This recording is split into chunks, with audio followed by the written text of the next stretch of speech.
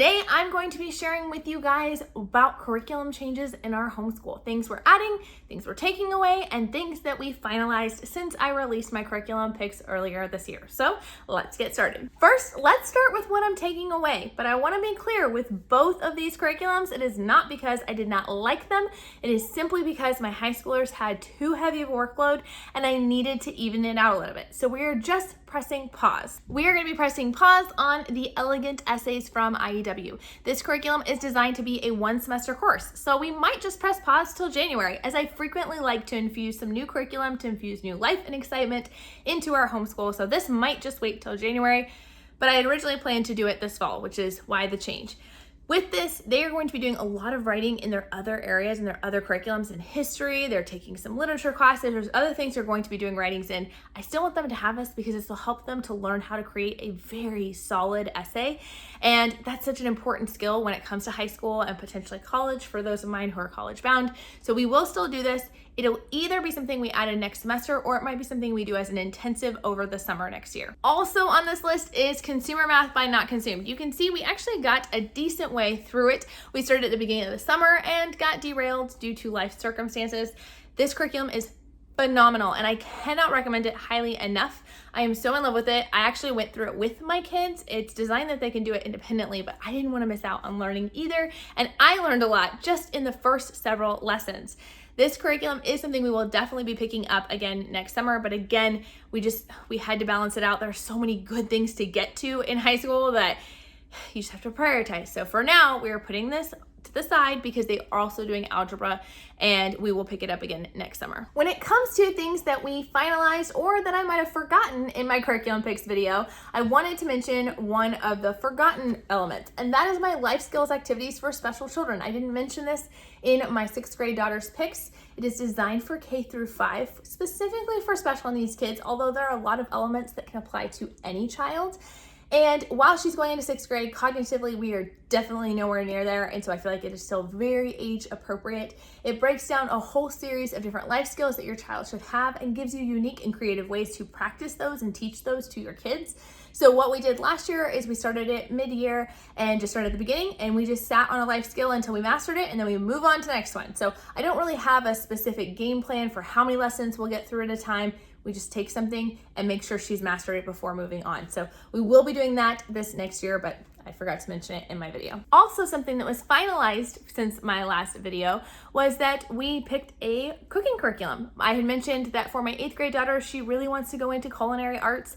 A lot of you guys had great suggestions down in the comments, and I actually went with one of those suggestions, and we decided to do Inquisicook. Inquisicook is an online self-paced course designed specifically for middle school and high school students to help further their knowledge in cooking skills. What I love about it though is it's not simply a cooking class where they're learning a series of recipes and making that, although that's definitely part of it.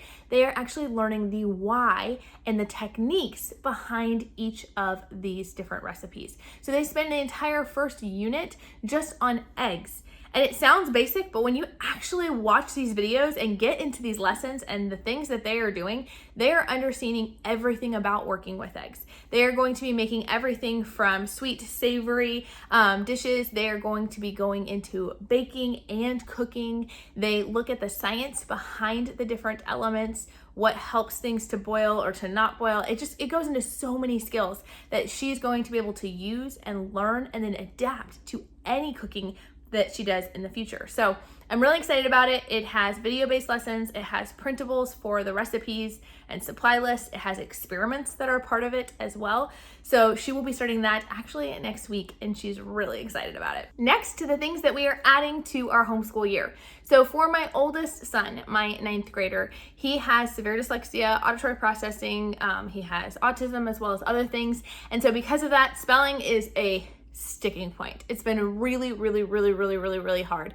And so much of our emphasis and our energy has had to go on the reading that the spelling has definitely suffered because of that. I have been trying to find a creative solution to this, something that is not too teacher intensive, but that will also get the job done. And there are several options out there. My other kids do the IEW's Phonetic Zoo, and that's been great and independent, but he is not even to that spelling level where he could jump into that. That would be like really bad. Also, I have done all about spelling and love that for my younger kids, getting them ready and prepared to be able to work on something independently. But I just don't know that I can dedicate the extra teacher time to it. So we're gonna try something new. I have no idea how it's gonna go. I'm gonna let you guys know, don't worry. But we are going to try Spelling Power. It comes highly recommended by my friend Megan from Pennies and Salt and Wendy from Plan Prep Pray. So we're gonna give it a shot. We're gonna see how it goes. But this spelling program is supposed to be multi-sensory, so it's supposed to engage kids of all learning needs. And it's focusing predominantly on the most commonly used words. So the thought process here is that we don't spend a lot of spelling time just spelling any word, and we focus on those words he's going to encounter the most. I don't know how it's gonna work. I ordered my copy. It should be here soon, and I will let you guys know. Another thing that we are going to be adding this year is the IEW writing for my 6th grader. I went back and forth about this for a long time because while she is age-wise at a 6th grade middle school level, she is nowhere near that cognitively. And we typically wait to start our kids on any kind of formal writing curriculum till middle school. If you want to see more about that, you can check out this video over here or down in the description below. But I decided to do sort of a compromise, and we're going to start writing, but we're going to do the Communities, People, and Places by IEW, which is an elementary leveled writer. So I think this is a good compromise. We'll just get a little bit started there, and be sure to go check out, if you guys want to know more about our curriculum choices, you can check out the video here, or check out the video here to learn why we don't start formal writing curriculum until middle school.